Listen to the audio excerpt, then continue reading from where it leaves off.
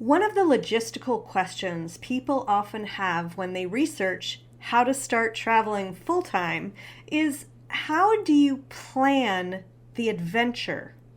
If you're used to vacations where you pre-plan every detail well in advance, long-term travel planning can seem pretty impossible. So let's take a look at how to do it.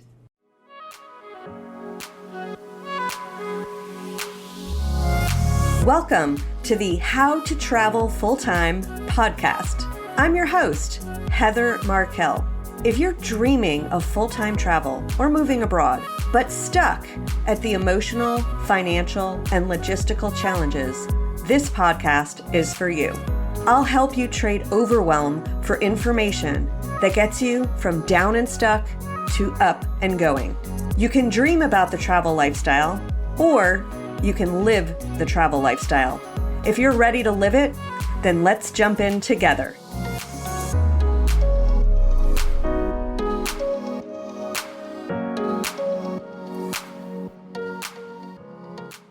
While you're figuring out how to transition out of your current lifestyle into a travel lifestyle, you've no doubt been thinking about how to plan the actual travel that you'll be doing.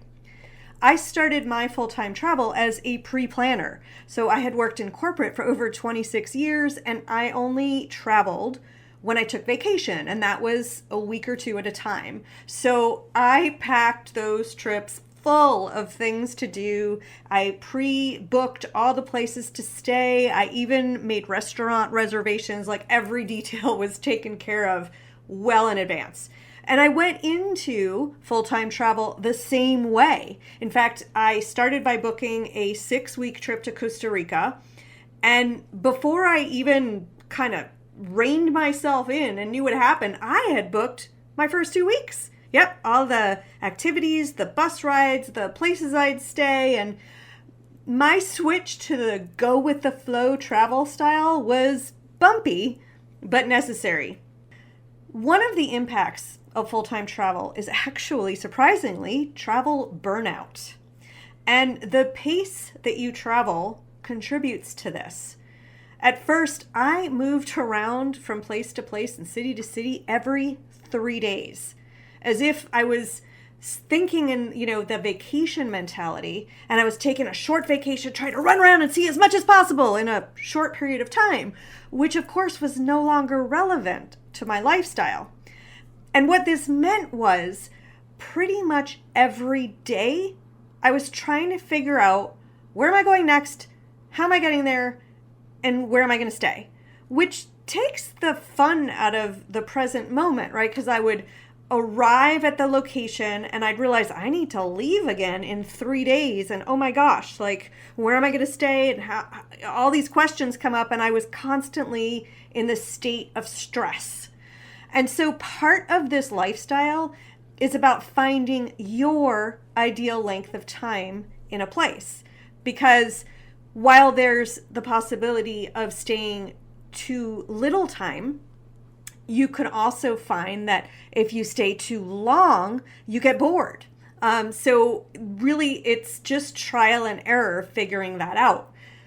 The second piece of the lifestyle is to figure out whether you prefer to do your planning you sit down for a couple of days and map out the next several months or year of travel, or whether you want to figure it out in the moment or something in between. There is no one-size-fits-all way to plan your physical travels. So for today's episode, I'm going to share 6 high-level areas to think about in order to make your plans. And if you'd like a checklist to remember today's tips, look in the description of today's episode for a link to download your copy. The first thing to consider is choose a starting point. So obviously, everything kind of rotates around where you're starting. And depending if you're traveling full-time or part-time, that starting point choice might be, something you do once, or it could be something that you do a few times. And the way you can choose your starting point, man, there are so many ways, but I do it by feel. Like I feel like going somewhere. Other times you might have a family event that you have to go to. Maybe you have a person you want to visit, or there's a site like Machu Picchu that you just really want to see. There's so many different ways to do it, but obviously figuring out where to start is a big part of the equation. As you're doing that, consider the ease of travel. So what this means is think about how easy it is to travel between places. And some of this hinges around whether you prefer to travel by bus or train or plane travel and how many hours you're okay spending on any of those modes of transportation. So choosing continents like South America allows a lot of ease traveling by bus between countries for an extended period of time. And I was actually in South America for 6 months, and most of my travel was done by bus. Argentina happens to have really comfortable buses, so longer rides. I'm not going to tell you that was a lap of luxury, but certainly their buses are a lot more comfortable than many others. Like, wow, I did an overnight bus recently in Turkey, and it was terrible. It was so uncomfortable. So, the other thing is the ease of crossing from one country to another. If you're going to spend a year in South America and you're going to go around all these countries, it's fairly easy depending on the mode of transport. Clearly, train travel is not always available, but bus travel and flights tend to be shorter, of course, if you're in South America and traveling from one country to another. So considering the ease of travel, really important. The next thing to consider is researching visa allowances. Things like you're getting a tourist visa, a digital nomad visa, and so forth. So I'm going to go a little bit more in depth on this topic next week. But for this week, really what you want to do is look at the price of the visas. While many are free, ongoing political issues can lead a country to charge for visas or stop charging. So I had wanted to go to Bolivia when I was in Argentina in 2019, but at the time they were annoyed with the current US government policies and they charged $160 for Americans to get a visa, so I didn't go there. Another area to consider is thinking about a rough idea of the full list of countries you want to visit. So when I was in South America, I knew I wanted to see Argentina and Peru. I got to spend about 4 months in Argentina.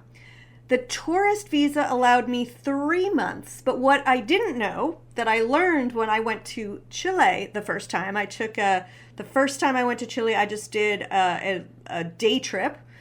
And when I came back, I think I had been in Argentina for roughly a month at the time. And when I came back, I got a new visa. Like I was entering Argentina for the first time and the clock started ticking all over. So I got a second 3-month visa. Now I wouldn't rely on this as a long-term strategy, but you can definitely use it once or twice to have an extended period of time in Argentina, and there are other countries where that's possible. A really cool consideration that I have found works well is to be open to people that you meet while you're traveling, leading to future travel plans. In Argentina, I met a man from South Africa, and hearing his stories and learning about his country made me want to see that country. Now, I learned from him that there was a direct flight from Sao Paulo to Johannesburg. So later on in my travels in South America, I went back to Chile, and while there, I met a woman from Sao Paulo, Brazil, and she invited me to stay with her. So that became part of my travel adventure because when I was ready to go to South Africa, I went via Sao Paulo, visiting this wonderful friend, and then heading off to South Africa. When I went to Peru, I met a lovely woman from Shanghai. And when I was recently in South Korea, I actually had planned to meet her. We're still in touch, but I got sick. But it's still on my future travel list. Finally, experiment with the frequency of your planning. So see how you feel when you leave plans for the last minute versus making them week to week or month to month and even 6 months out. This is where literally you're going to be monitoring your own frustrations or ease and figure out how often you want to do the work of planning. And it is work, right? Figuring out where you want to go. It takes ages, accommodations, figuring out what's the most budget-friendly option. Is there house sitting? Where are things? Where do you want to be? How long do you want to stay? Right? It can really grate on you. So understanding how often you want to do that is an important part of the lifestyle, and thinking about how far ahead you want to make your plans. Because the further out you plan, the less flexibility you have to change your plans. So if you arrive somewhere and you like it and want to stay longer, or you don't like it and you want to leave quicker, it gets harder to change those plans. Obviously, that all depends on the cancellation and rebooking fees that would accompany your itinerary. The more last minute you plan, it's more likely that you're going to pay higher prices for transportation and accommodation. In many countries, you'll notice that the further in advance you book your plane travel or train travel, the less expensive the ticket. And of course, accommodation, when it's not full, is less expensive than last minute when it's more likely to be full. However, in this instance, you're less likely to lose money because you're not undoing future plans, right? So I have had the experience where I went somewhere for a few nights, loved it, added on another week. I've also had experiences where I didn't like it, and then it's easy. It's like, well, I'm only going to be here a few nights and then I'm out. So that luxury comes with that last minute travel type. So that's an overview of what it's like to plan the travel part of this lifestyle. Remember to download your free checklist to remember these points using the link in the description of today's episode. And until the next one, have a great week.